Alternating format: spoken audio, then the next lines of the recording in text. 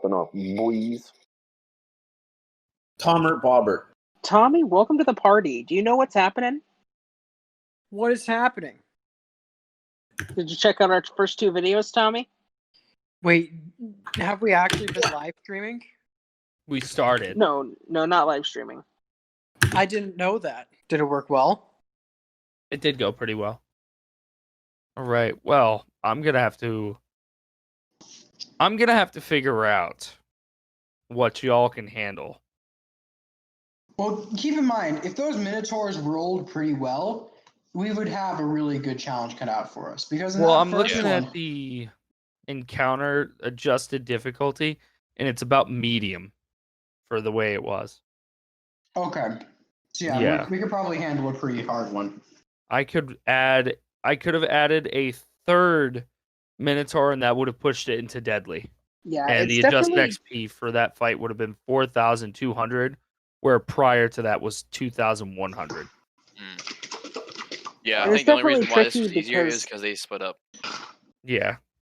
And if you were to if you were to give us something really hard, then there's just like it rolls really well and re-roll really bad, and then we all die. Yeah. So it's like a very that's the tricky thing. balance.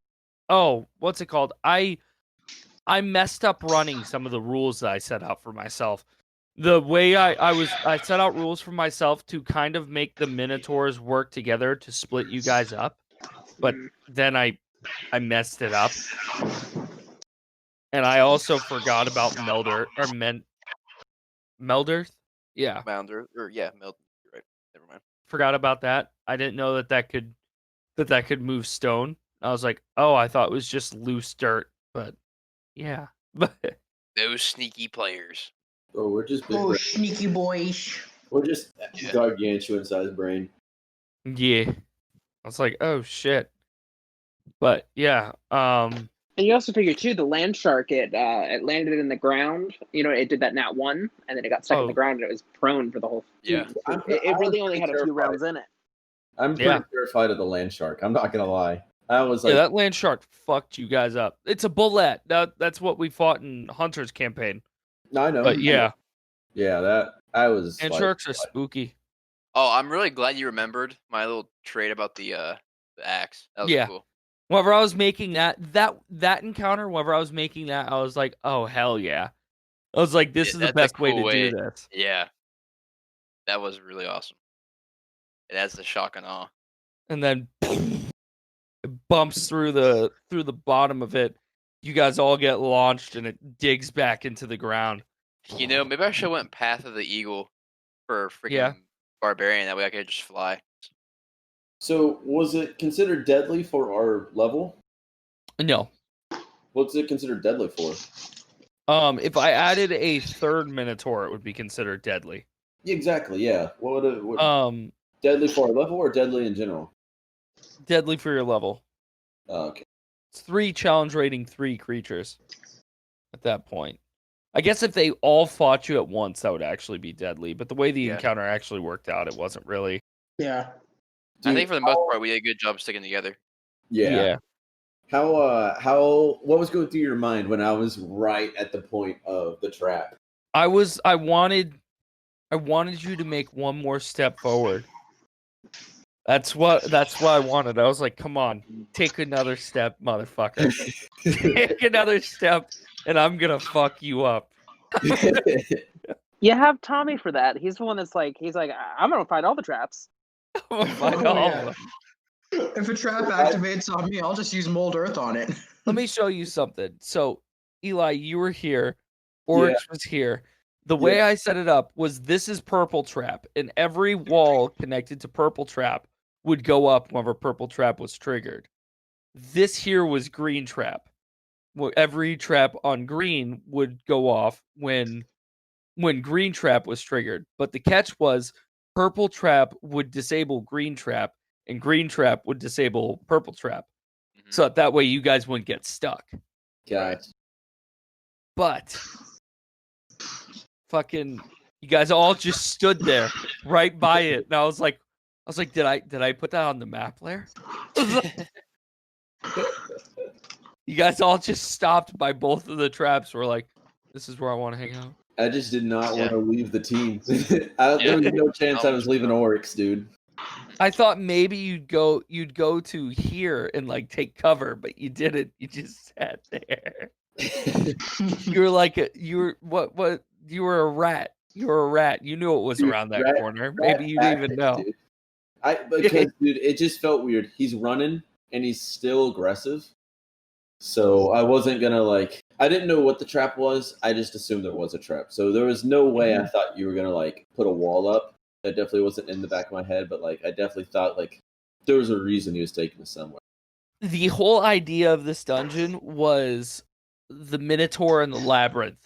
No, I got that as soon as as soon as we got to wall right went up? here. No, as soon as actually.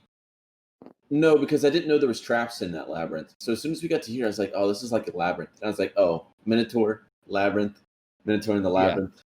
Yeah, okay. And it's one of those things too where you see the hoofs and you see how big they are, and it's like there's really only one thing like off the top of the head that most people would think of for that. Exactly. The only thing that confused me is that there was 2 Minotaurs because I know in the story there's only 1 Minotaur.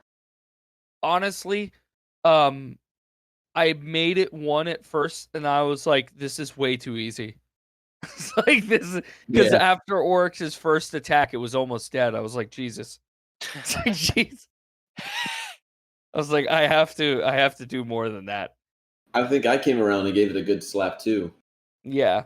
See, the thing is, as this becomes more, as you frontliners get stronger, Ken, you're an oddball because you're kind of a frontliner. You have I a don't high count. AC, but you have low health, like super low health.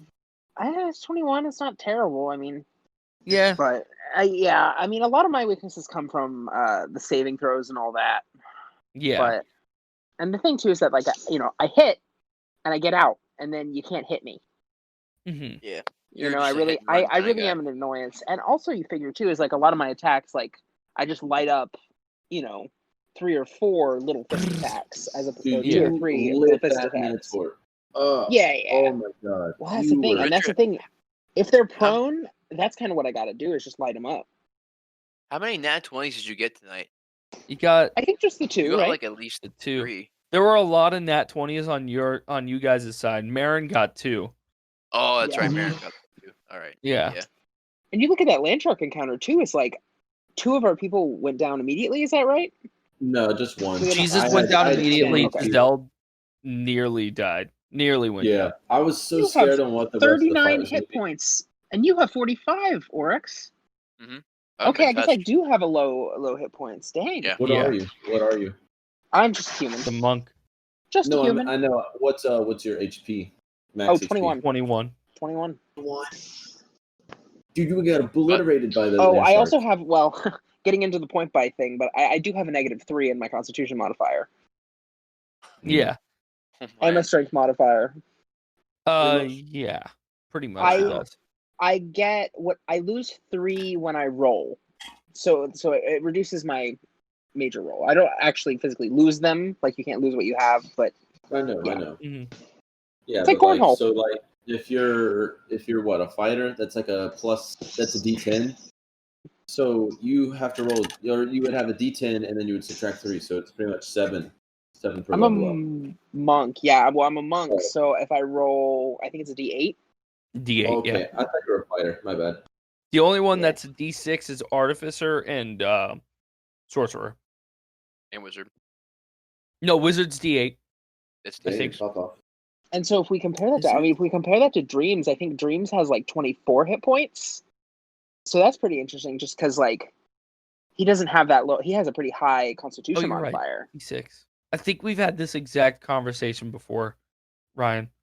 Mm-hmm. I was like, no, it's only Sorcerer and yeah, Wizards are very Artificer. And then you're like, no, Wizards. And I was like, are you sure? And I check, and I'm like, oh yeah, you're right. He's also the most recent Wizard we have. Yeah, very true. That's what I'm looking at. I think the next character I play needs to be a Wizard, because I keep playing around with it and it never quite lands. But if you find a cool character idea, like there's literally so many options with Wizards because there's so many like subclasses. Blade Singer is Just basically fireball. Dreams of Aethanoin. Yeah. There are a lot of what are they called? Classes of spells. There's too much time to explain them one by one, so I'll just do it in song. Tommy, you butchered that, but I love it. But set. Could you tell me real quick, how do you play a druid? Well, I'm just kidding. Okay. you gotta make the backstory first. I was genuinely like, wait a minute. That was a master level bait right there.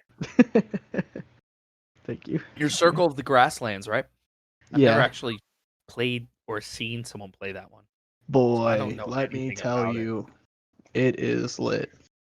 Yeah. What's been everyone's favorite part of the campaign so far? Yeah, I'd actually like to know that.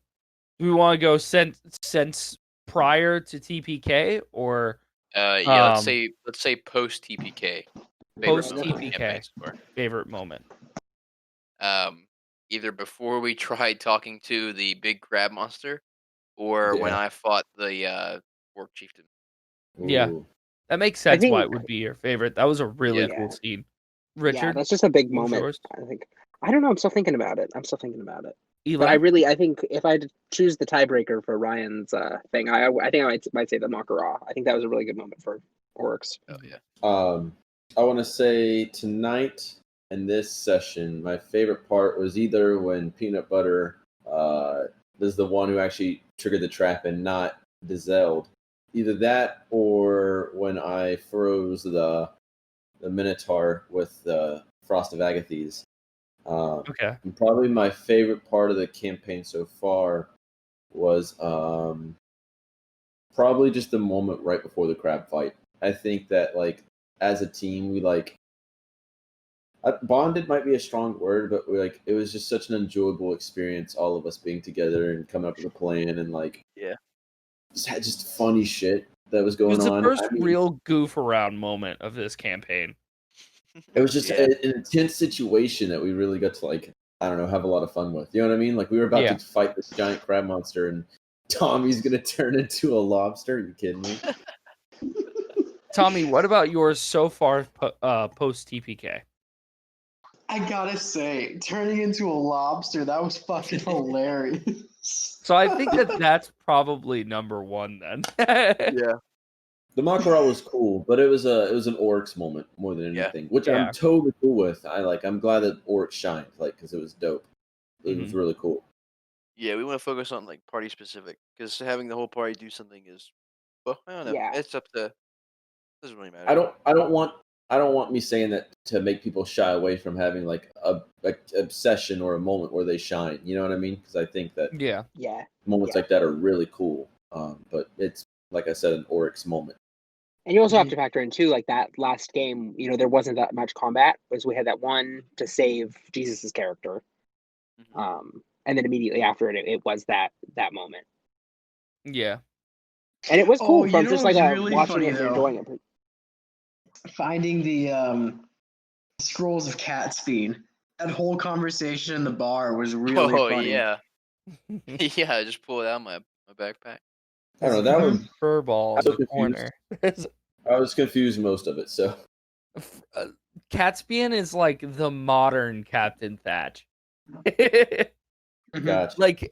The thing is, though, is we have Jesus who is in love with Catspian and just wants to make him a legendary character. I think that mine is going to end up being the Knoll fight from the very first one. I think the Knoll. Yeah. Yeah, the Knoll fight. I think that we had because it was just sort of just I really like the infiltration sequence. It's okay, you have to go in and just kill all these things, you know? And I think also too, it was all of our first things with our characters. Yeah.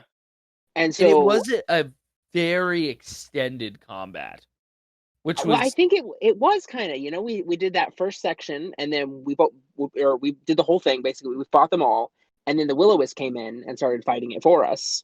And then everyone was taking... oh shit, run. all these guys were taking damage, and I was worried. I was like, I think Marin went down, and I was like, oh, I don't know if we're gonna be able I to get think out of this. Marin went down twice. Oh my Yeah, God. something like Yeah. that. Yeah. And then He was having a rough time.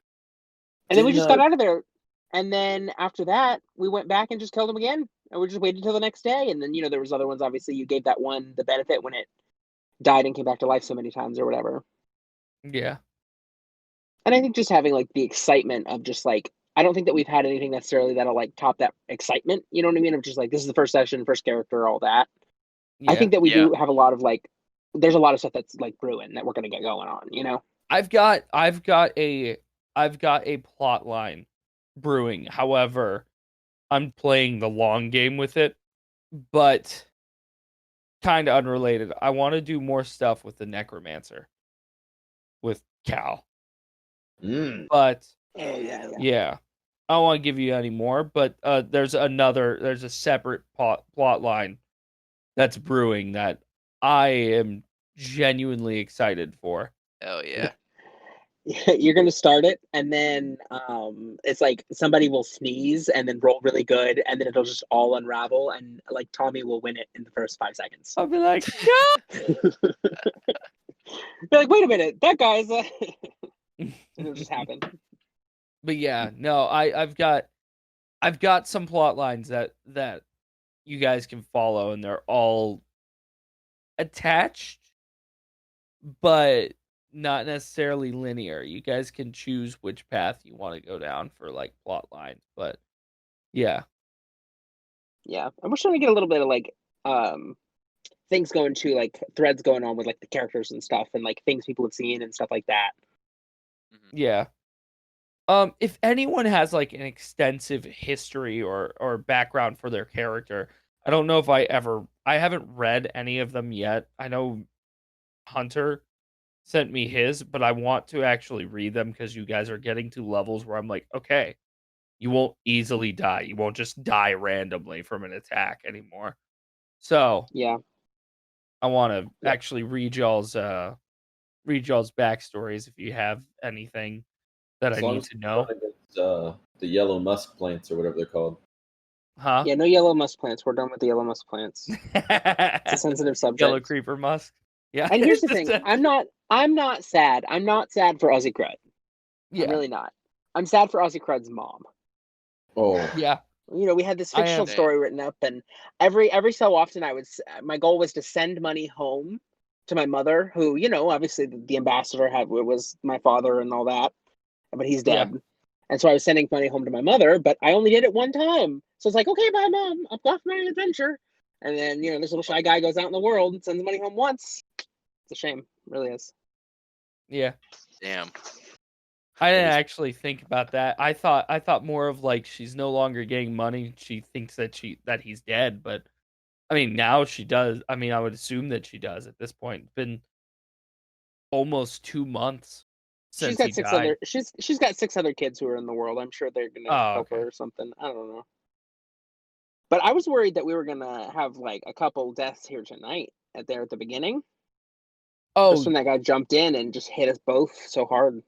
yeah. that brings up something. So, I mean, I imagine it's just how the dice work, but when we seem to get into encounters, like there'll be like a big burst of damage, but then like I won't really get touched for a while. Like even with you remember those 2 insect creatures in that dungeon after we killed Marin's baby? Gibbering mouthers. Yeah, they slapped me around once in the beginning and did a lot of damage, and then just pretty much didn't do any damage at all. And I was wondering if it'd be more possible that the damage is not as big as like that first blow, but like spread out evenly. I don't know if that's possible though. I think on top of that too, I might add that we are doing a lot of like beasts and stuff. You know what I mean? Or like rather than like big groups creatures. of people. Yeah, Yeah. like big creatures, like big massive things that also like have like magic powers of their own, like whatever. Yeah. Yeah, if we were to encounter like a group instead of like one big creature, that might change the way things happen. Yeah. And see, like the thing with Darrowwood, and I kind of wrote myself into a corner with Darrowwood and how I wanted that area to be at this time of year. it's not a lot of people going around there.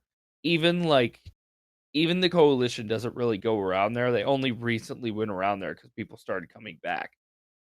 But the And we were reason for basically that, laid up there for a month. yeah, You know, just because of the weather and the storm. yeah. And I after the downtime, I was like, yeah, I'm gonna get y'all out of there. I'm thinking that winter spirit or whatever.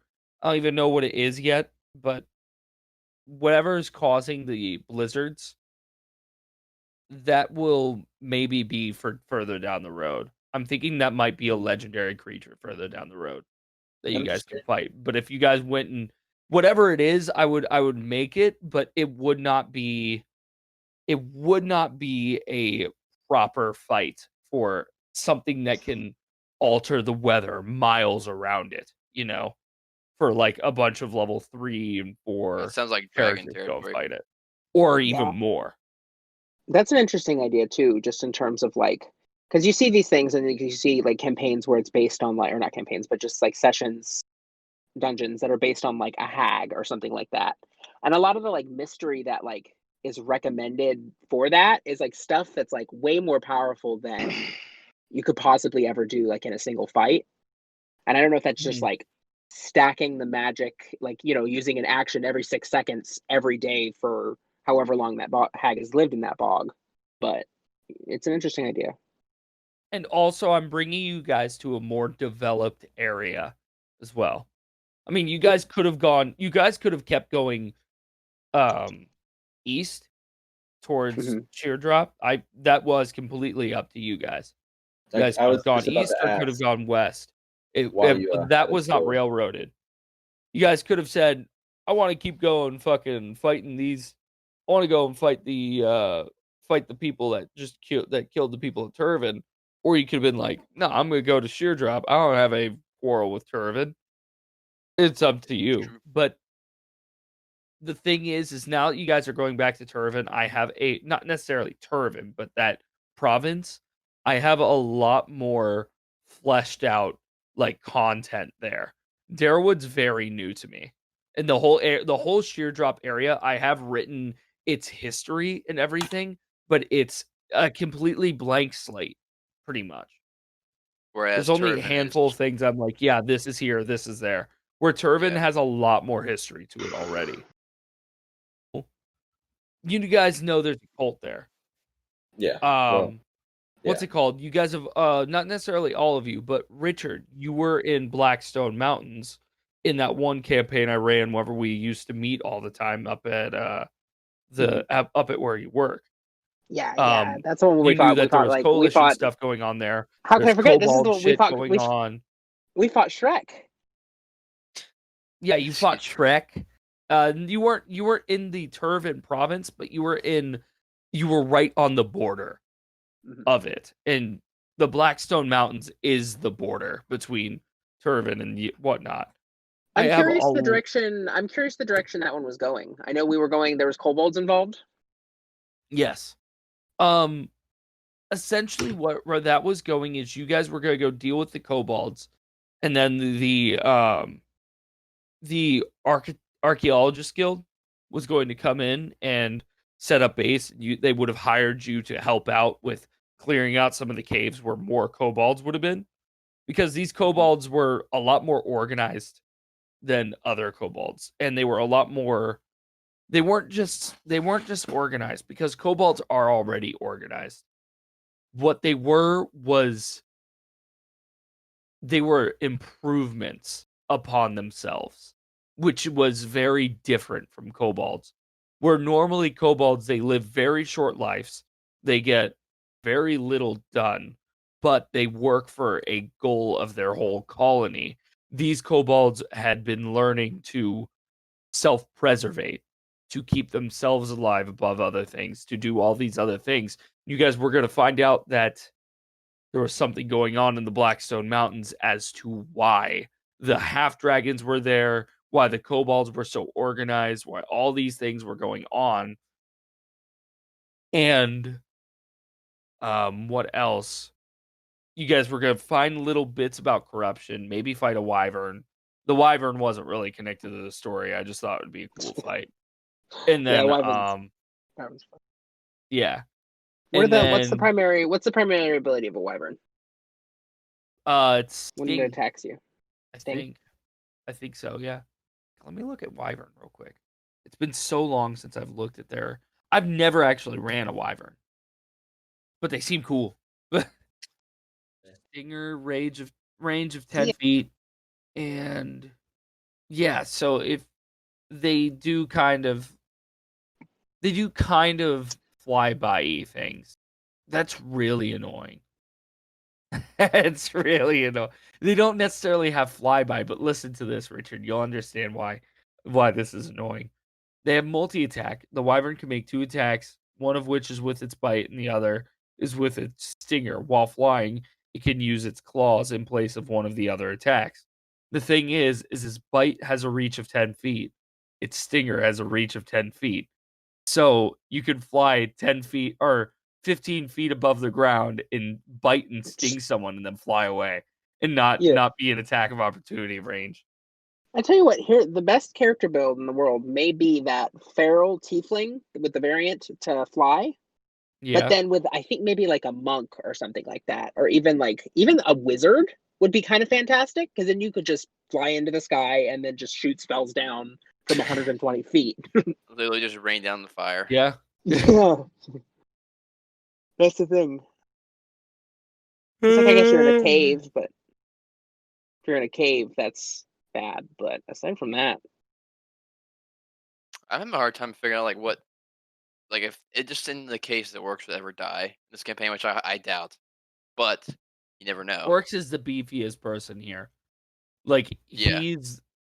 I'm not going to lie, you are the least likely to die, at least from my observations. And it's not like I'm not going to attack you. I have been attacking you. You don't take damage. You don't. When I built Guru Ken, I sort of built him designed to die a little bit. I sort of just built him to test the boundaries of your system and just see what I could create, what horrible monster I could create.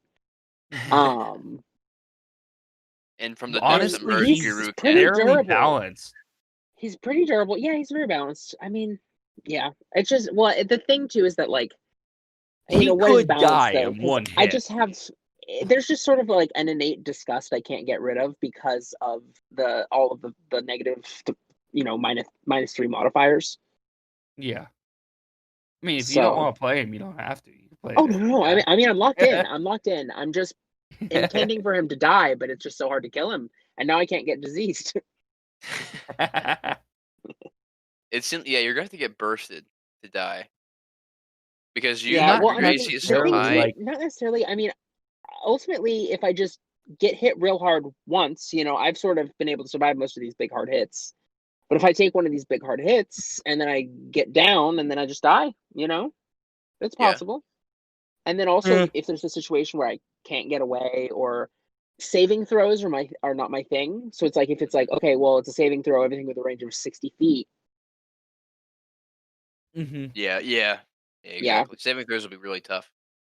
Because I imagine we're we're fighting some more magical creatures later on, which is going to be a big pain in the ass for not only, actually for a lot of us maybe, because I don't know. I think Gazelle has some good saving throws for charisma and wisdom and shit like that, but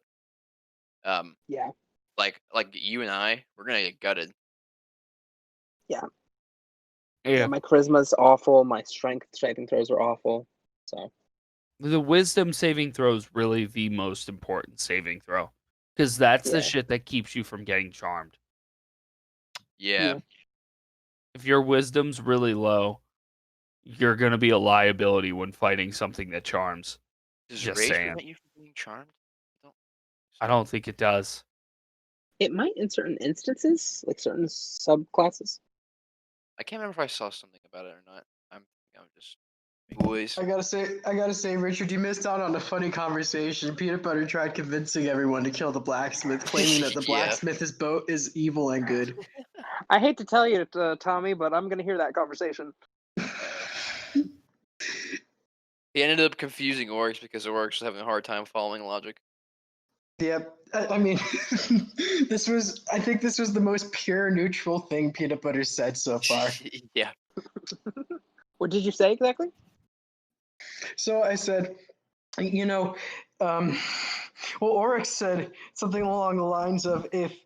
I have returned. Okay, Tristan, you'll hear in on this conversation too. So what Oryx said was, well, Peanut Butter said, I'll say it in this voice. If we really need it, why don't we just go to the blacksmith, kill him, take the tools, and kill the Oryx. And Oryx said, No, we can't. no. We can't just simply kill him. That's wrong. All right, guys, I'm gonna hop off. All right. All right, So, Tommy. All right, But I sounds love good. you, Tommy, Timothy. before you go, Yeah. your favorite part of the campaign, go. Of the session tonight, go. For the session tonight. Yes. Oh man. Favorite part, pick one. I love role playing as Peanut Butter, but I feel like it's starting to get old on you guys. No, actually, guess. I like it. No, Yeah. I think you got a while before it gets old. So role playing as peanut butter. Yeah, I love Okay. role playing as Peanut Butter because he's fucking crazy and he just does all these. Like his intelligence is 18 or 16, Mhm. but it's like his charisma is so low that he just said. But it sounds like he's saying the dumbest shit.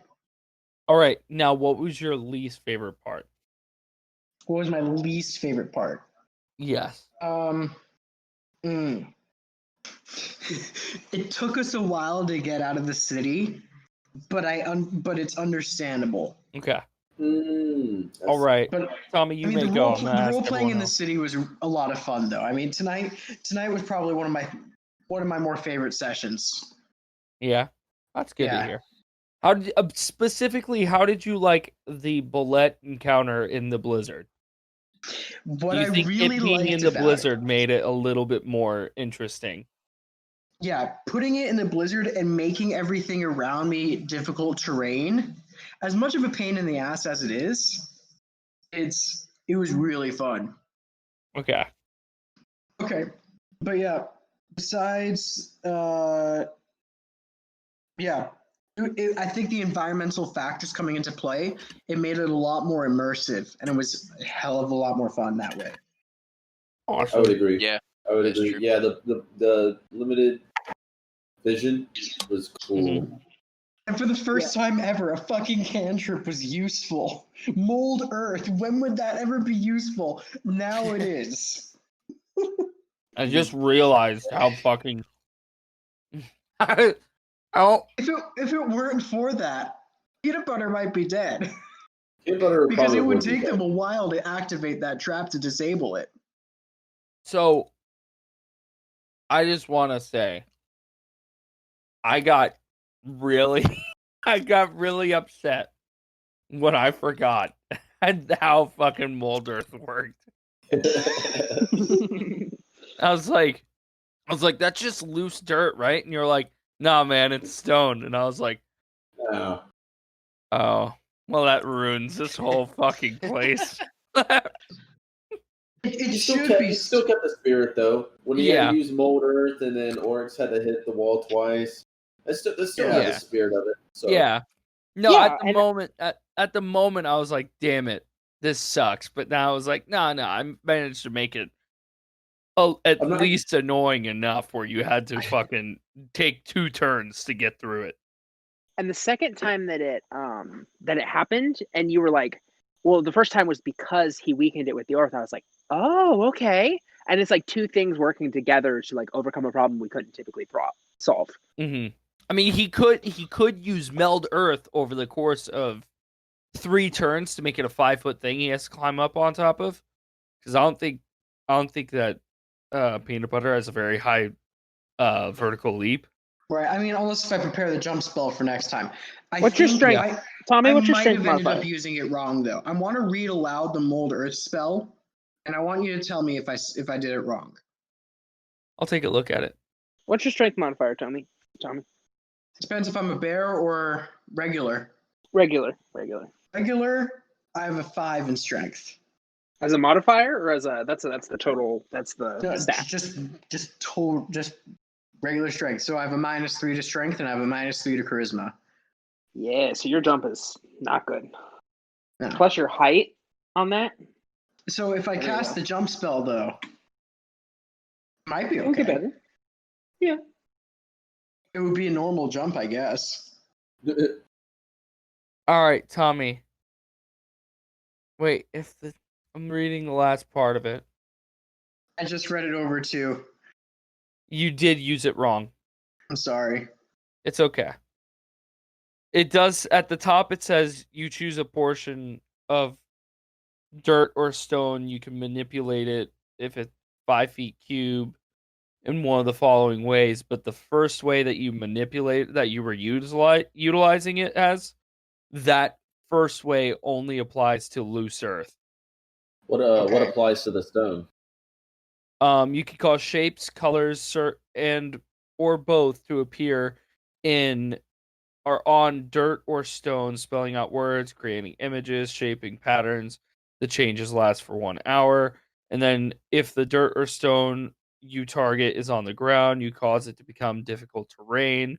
Alternatively, you can cause the ground to become normal terrain. If it's already difficult terrain, this change lasts for 1 hour. The one that Tommy was using, it specifically leaves out stone, where the other two ones say stone. Oh, that's Yeah. Yeah. It's okay. I should have read it.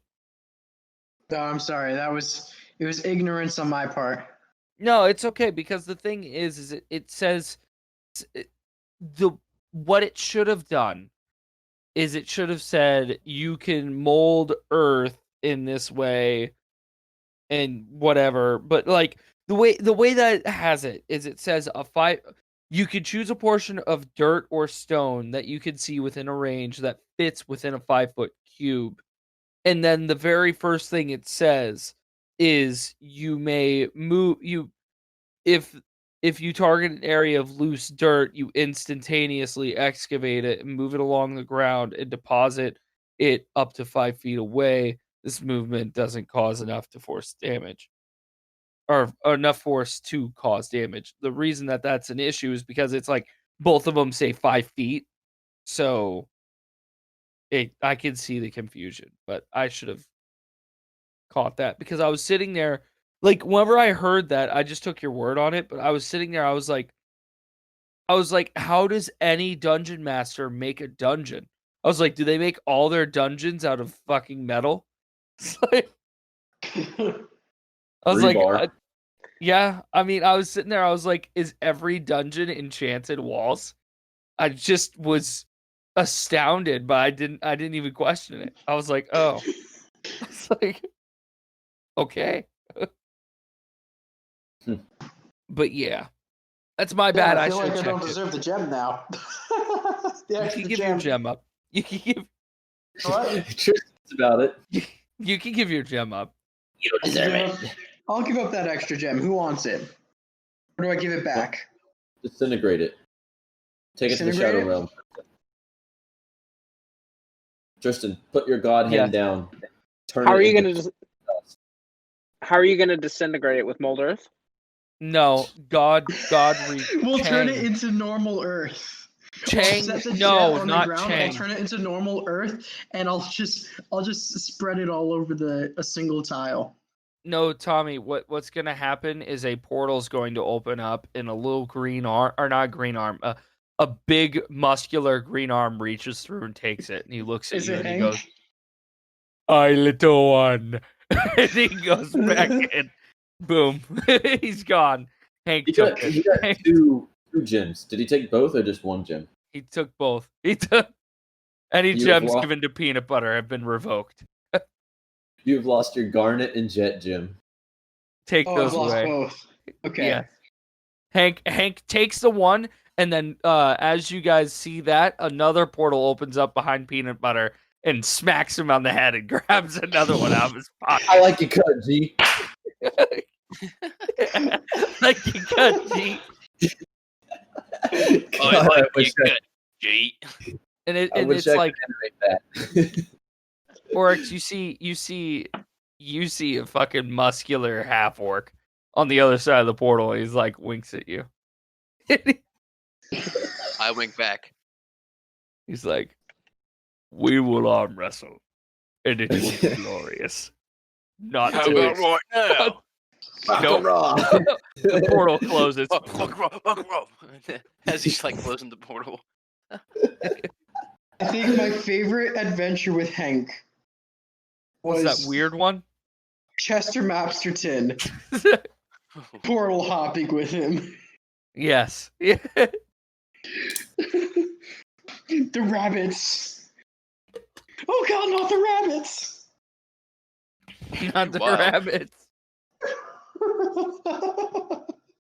I don't even remember all what happened. I remember a good amount of it, and I don't Well, remember it was a lot of you things. were portal hopping with Thatch. With Captain Oh, Thatch. that's right.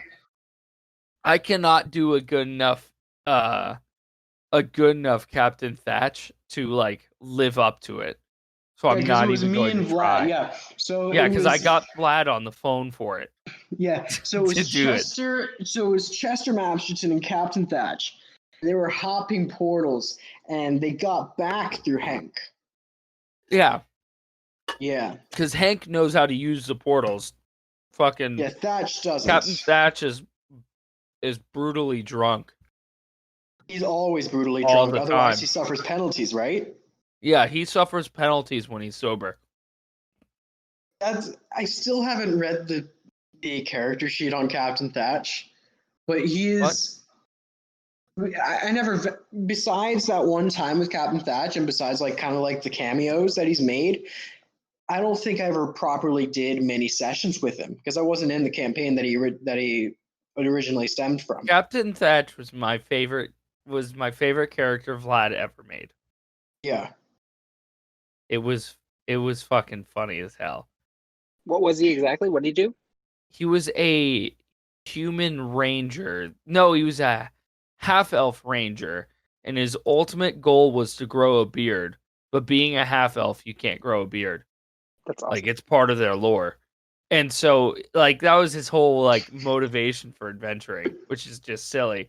But he was non-stop drunk, and this whole campaign was, like, very tongue-in-cheek, just sudden, like, now this happens, now this happens, now this happens. And fucking, he found a group of kobolds and became, like, their leader. And whenever that happened, all the kobolds were like, dude, we have to show you this. And it was their specialty alcoholic beverage called kobold piss.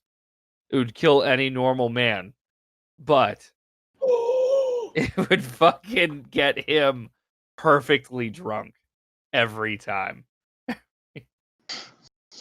I can't believe it. I just fucking spread little Easter eggs of Thatch once in a while. Mm-hmm. Yeah, I'm sure you guys remember the kobold piss from Crednock's hideout. Oh yeah. Mm-hmm. Hell, Hank's hardly even canon. At least that shit that just happened isn't canon. You just lost the gems, but that's how I stylize. No, that should be canon. No, I'm writing that shit out. I'm writing out the fucking portals from fucking Hank. It makes him too powerful. Ah, man. Makes him literally a god. He can get away from anything. I Oh, thought you that were about way. to have I a mean, dog like- and grab him. I mean, like, it'll well, be perfect for when he has to, like, fight something, like, overly powerful, you know? I mean, what level was Hank, anyways? He was level 6? Hank's like level 7 or 8 Yeah. now. I mean, Yeah. like, once he gets to, like, level 10 or level 11, I mean, it kind of balances out because there are a lot of creatures that can just use their reaction to attack him. Yeah, but the thing is Tommy, the thing is he's teleporting to different dimensions with that power. He has to step through the portal, you know? Yes, he has to step through the portal, but it's still a different dimension. If he steps through the portal, he's fine. It's kind of like a Deus Ex Machina. And if you guys ever meet with Hank, I'd like to bring Hank back into the story at some point, but the thing is, if you ever meet with Hank, anytime you guys get in an issue, you just be like, Hank, beam us up, and you're gone. Hank is an NPC or a PC? Hank is an NPC? He was a PC I played long time ago. And I was like, well, he's an NPC now. And what allowed for the portals? It was like I was doing some things with fucking homebrew stuff. It wasn't even homebrew. It was just like made up shit, really. It wasn't in game that made him do that. Like whenever I was playing him as a PC, I was taking inspiration from Magic the Gathering's Planeswalkers, where they can like jump between dimensions. And that's why I want to write it out. It's not even like it's not fair. Like if you guys ever met him, he would instantly become like, oh, we need to bring Hank everywhere. Why? Because we don't want any chance of dying. There's a lot of hate like for the Mystic class just for the sake of it like being like it's really hacksy, it's really like overpowered and yeah. For the same reasons. It's just you can just teleport. Yeah. But the thing was is the way that I had Hank written with that portal thing is it was at will as many times as he wanted, which is better than Dimension Door. I think that and that's like a 5th level spell. I think Monkway of the Shadow, I think they do it right. Yeah, I agree. I think that just like limiting it to just teleporting from shadow to shadow is fantastic. I think it's good. Yeah, I agree with that. I can agree with that. Heard. So what's whenever I first had that ability come up? These kids are animals. That's actually maybe a pretty decent segue into this. Got my hands. Dude, I was thinking we could actually get really creative with our animations for the dice rolling. Like, I was looking at like there's like this creature and it's got its mouth open. I was thinking like maybe you could like spit out the dice and it rolls to it or something like that. Oh, And we could have a pug spit out a dice. See, I love pugs, but I'm not necessarily sure what pugs in D&D have to do with each other. No, just a pug. It's just sitting there with its buggy eyes looking all stupid. And it just opens its mouth like bleh, and the dice just falls out of it. That's exactly what I'm thinking of. There are 2 nat 1s of the dog breeds. One of which is the fucking Chihuahua. And the other is the pug. See, I would beg to differ. Well, I don't like the pug. I like the Chihuahua. The only dog I think is uglier than the Chihuahua or the pug is the crested Chinese dog. Chinese Crestiffs? Yeah, Chinese crested. I love those dogs. Are you sure you're thinking of the Chinese crested? I had 2 of them when I was a kid. The first time that I met you, Jesus, you told me you were going to give me a Cavalier King Charles Spaniel. Which is a beautiful dog. Love it. Stunning dog. That's number one. That's the number one. That thing's disgusting. What? Are we talking about Chinese Crestiffs? Yeah, these are Chinese cresteds. Oh my! Look at that, dude. I'm getting rid of that. Stanky leg. That's the stanky dog, dude. Not just the stanky leg. I had 2 of those when I was a kid. Now, to be fair, this one's pretty cute, and I'm assuming that this is more like what yours looked like. This one that's going up now. Ew. No, but ours looked like the first one. That thing, the first one looks like sandpaper. If sandpaper turned into an animal. The first one looks like a brute from Halo Reach. Yeah. According to GoodDogsCo.com, a blog for ugly dog breeds, Chinese Crested is number 1, and second is the Neapolitan Mastiff, which I think is just wrong. Can you post a picture? My hands are covered in sauce. The Neapolitan Mastiff?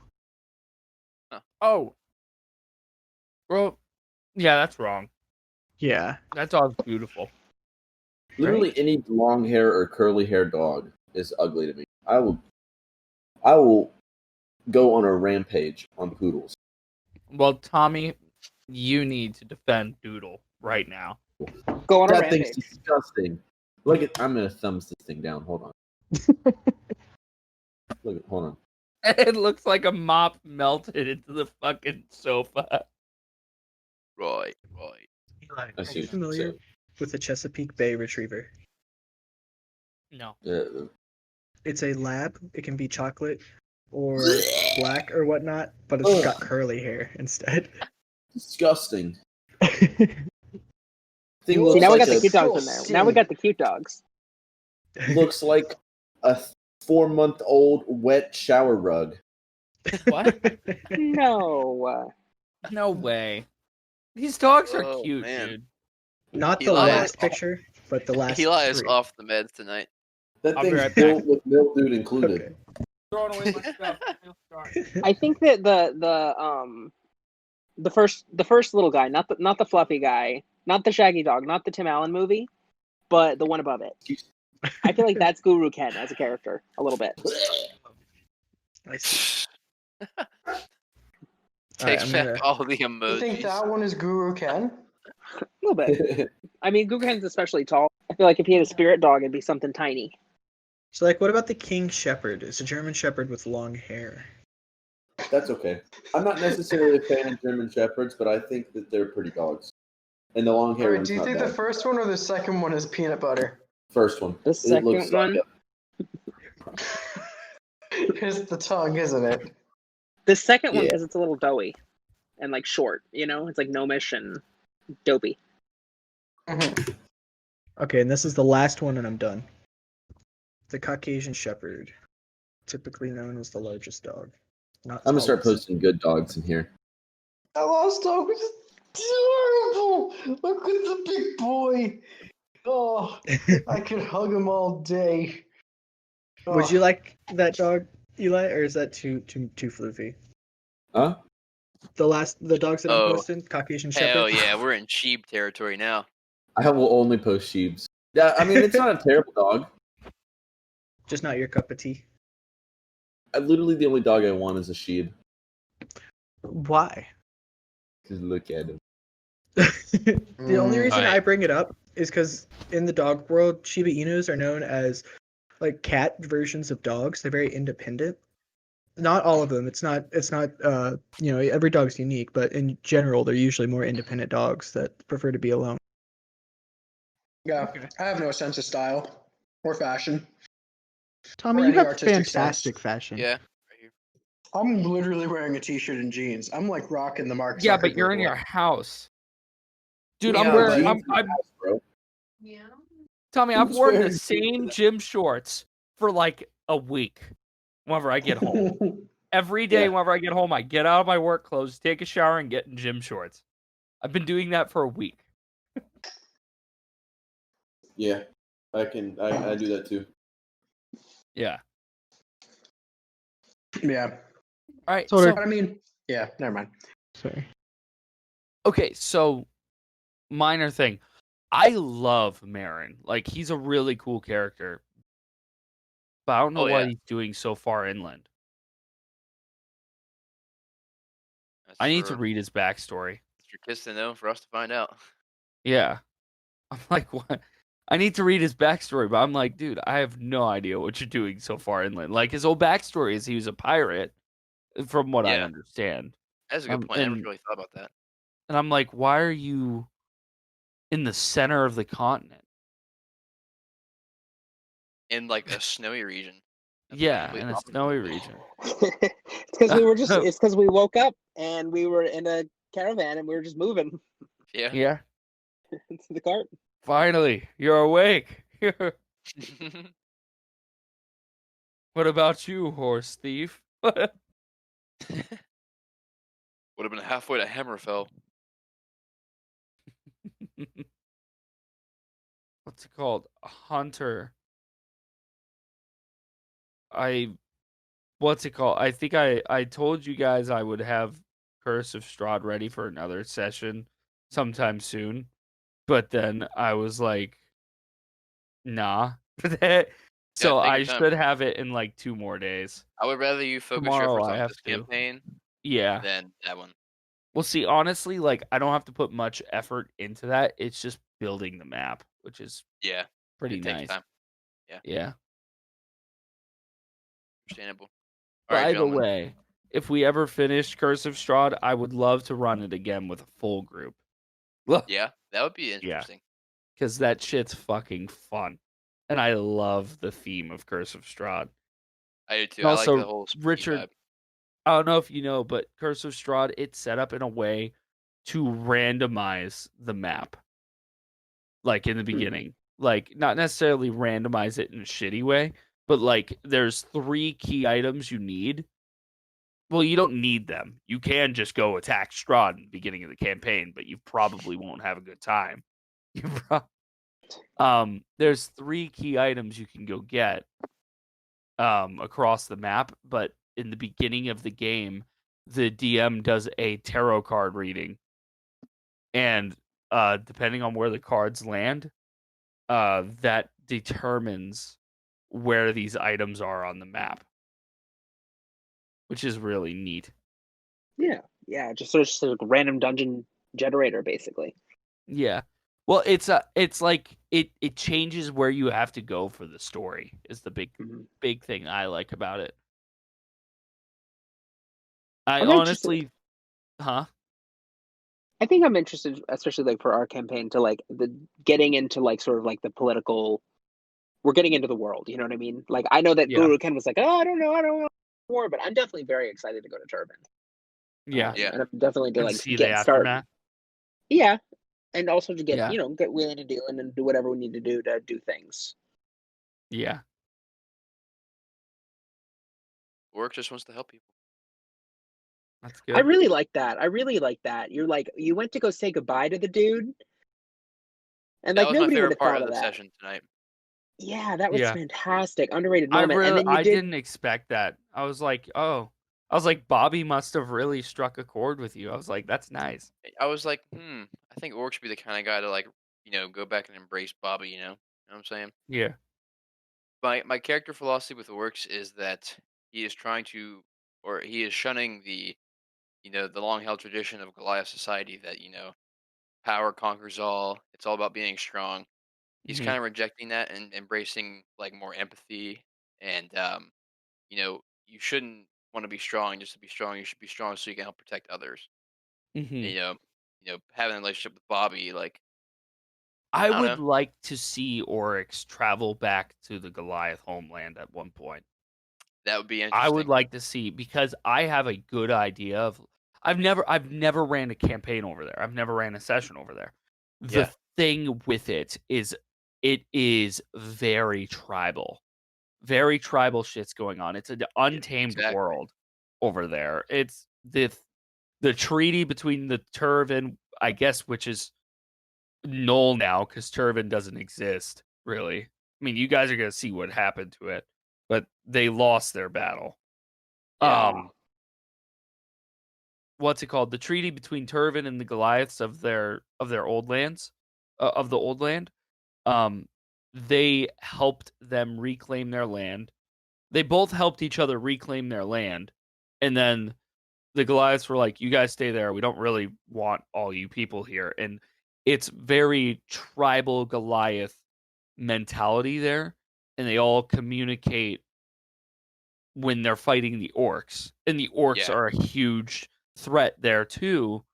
Not necessarily completely evil, but there are some things going on there.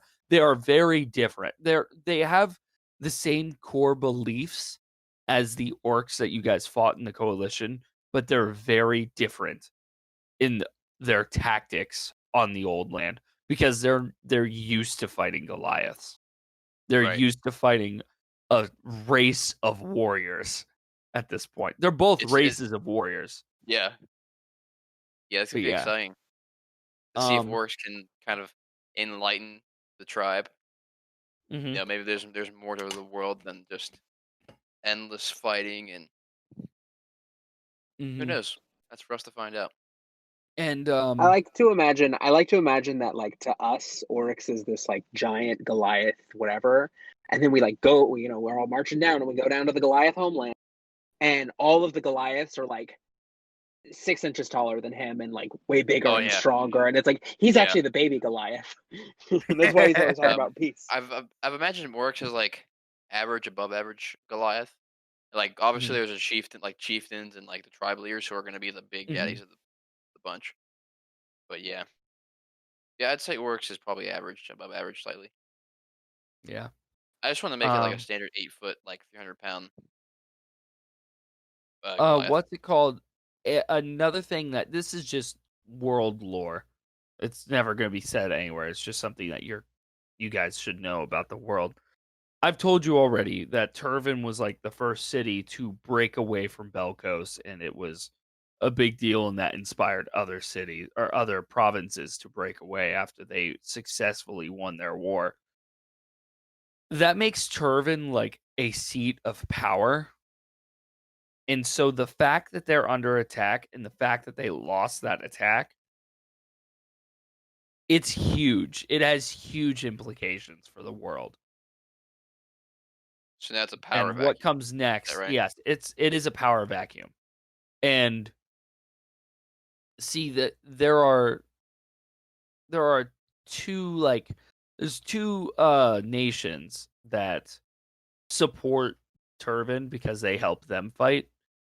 And then there's the coalition on the eastern frontier. They are entirely their own thing, but they just are protected by Belko.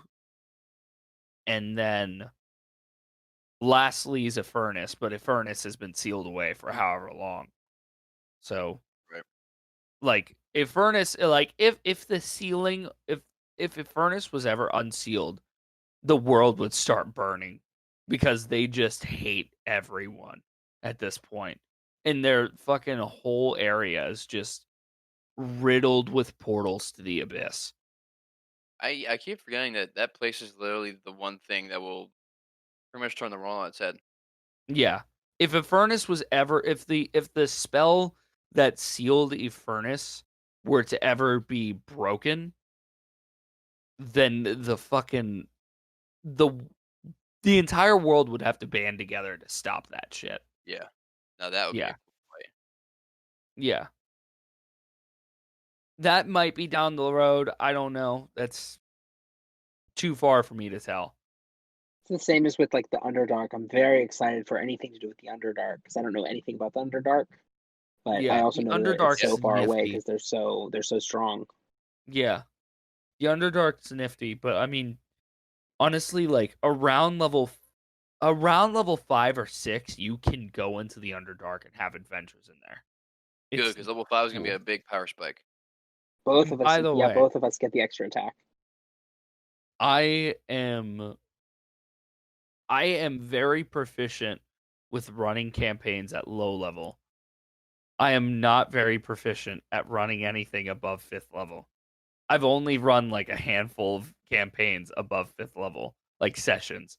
Well, So I'm gonna have to feel out some combat, and I might even want to do some one-offs where we just make some characters and I just throw things at you guys just to see combat. Yeah, it's And just that you we don't should kill do our a favorites. battle royale at level 5 to see how everyone stacks up against each other. I could do And that. to see how things really play out. I could do that. Yeah. I'm interested to see who would win between me and Eli's character. Um, I was doing a little digging, and you know, he's got an interesting setup going on. yeah. He's got an interesting setup. I think the answer is whichever one I choose to help, right? Yeah, probably. Because I mean, dude, like you could win though. I don't think so. I don't think so. It I don't think I depends have on the the map longevity. layout. Yes, I agree. The bigger Because the you map, could break line of sight constantly. Boom, boom, boom, boom, boom, boom, boom, boom, boom, like Dude, a Richard, fucking you can pinball. hit and run everyone so bad.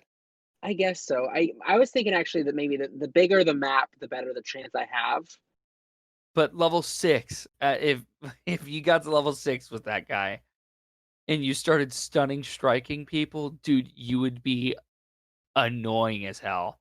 I might and use also, XP to level 3's nerf to stunning strike because that thing is busted. How powerful it is. I would say yeah, maybe, but I don't know. I mean, that's just what it is. The way that they So, set it up is his nerf to it is a limit of 2 times per turn, but the way it's worded in the game now is you activate it at the beginning of your turn and it lasts until the end of your turn. And it's like, okay. And So all your you strikes can are stunning stun strikes? every attack. is a stunning strike. What does the stunning strike do? It stuns the enemy. So they can't do anything on their turn. Is that right? Yes. They automatically Excuse me? failed strength and dex saving throws. Their movement, or they can't take any action, movement, or any actions, movements, or bonus actions on their turn. They can't take reactions, and all attacks against them have advantage. How many is Dude, key points, what? right? How many key points Yeah, is it's it? key point. It's I think 2 or 1 or something. I 1 guess or you have 2. you have 6 of those, and it's like Dude. realistically, did I have 6 turns tonight? I don't, I think I did. Yeah. But you know what I mean. But still, that's Mm. just in Dude, terms of how Richard, many you could turns tear you me have. up You don't. with that. Because if Yeah. let's say this, I rage, which would half the damage, but if all you have to do is hit a 14 to hit me, which I think is You pretty only. easy for you. No, it's Yeah. a saving throw for you against the stunning strike. But the Oh. thing about that You is only have that to hit the me way, once. huh? That's He true. only has to hit me Yeah. once. That is true. But the And then thing at 5th about your level, I'll get stunning yeah, go ahead. strike is you have, let's say you attack 4 times with your Yeah. thing. You attack 4 times. He has to succeed that saving throw 4 times to Okay, not maybe get that stunned. wouldn't be as good on me as I thought, because then I have advantage on strength saving throws. Or what saving throw is it? Is it Dex or Wiz? I think it's Constitution. What Oh, is then it based I off? should be fine. What modifier on my end? What's the DC based off of? I don't know. I gotta find Because it. if But it's I like, know that. I mean, Maybe what could it? wisdom. Maybe I don't know. wisdom. My wisdom is like a +2, +3. I forget. I think it's +3 because I have my 17. Maybe I had a 16, so it's +2. I don't know. 2 characters. If It's if it's hard to con or strength, remember. I should be fine because I have No, advantage you on get strength. stunning strike at level 5. You can interfere. Blah blah blah. They make a Constitution saving throw or be stunned until the beginning of your next turn. It's Okay. 1 key to attempt it. Okay, so you Key still have a good save chance 'cause I don't have DC is advantage on con saving throws. key save DC is 8 plus proficiency bonus plus wisdom modifier. It also, you got to think too. I think that maybe if the arena is like a forest or something, maybe not because we got 2 druids. Yeah. Yeah. Yeah, I forgot. Freaking Jesus is a druid. Or I The hate thing is Tommy's very heavily leaned into a healer role. Like Yeah. that's why whenever I see him trying to do things that are combat oriented, his character it will function, but it will be weird. Yeah, I mean, it's sort of been Jesus, on the forced other on him. hand, It's could sort of be been forced really on him, powerful. Yeah, just in terms of like we all have these like heavy combat roles. yeah. But the biggest thing that makes Stunning Strike so powerful, in my opinion, is just the fact that you can, if you target one person, if you're fighting a boss like a beholder, they have to succeed 4 Constitution saving throws to not be stunned. That's what makes it busted to me, Yeah, because for sure. having to make 4, like, what are the odds that you make 4 saving throws all in a row? It's like, okay, I'm gonna stun this guy no matter what, kind of. I don't know, but the way that XP to level 3 nerfed Hello? it was pretty There we go. fair, I think. I think it was just 2, which is still good because that's 2 saving throws you have to make to stay from being stunned, or like you can only do up to 2 creatures. I don't know. I'm I think, tired. yeah, for sure. I think with the level thing, I think I think that we all have like a pretty solid grasp on like Dungeons and Dragons, Mhm. and I think that when we do get to those levels, like I think it's definitely gonna be exciting, and also like all of us like kind of learning together because like I've never played anything that high of level either, but Yeah. Yeah, the also highest like I've played is 8. I feel like I've gone through quite a few like level 3 level 4 character combinations. I've sort of worn out Yeah. that tier a little bit, just in terms of like trying to do as many characters as possible in that band. At level 6, Absolutely. your fists become magical. That's gonna be pretty dope. Yeah, it's nice. Where is it? At level 10, you don't need that necklace anymore. Yeah. At level 13, you learn all languages. Jeez. Yeah, it's you learn Wisdom. to touch the key of other minds so that you understand all spoken languages. Moreover, any creature can understand a language that can understand a language can understand what you say. That's crazy, dude. At Alright, I level think 15, you no longer age. yeah, isn't that crazy? At level 18, you don't need food, I think. No. Wait, no, level 15, you no longer age and no longer need food or water. Become biologically immortal. But anyway, I'm going to bed. You guys have a good night. Yeah, I just me have to too. peel the Alright, Band-Aid gentlemen. off and go. Yeah. See you Yeah. guys. You have a good Good night. night. So right, they're walking by my side. Lifts my spirit up with every single stride. That's a nat 1.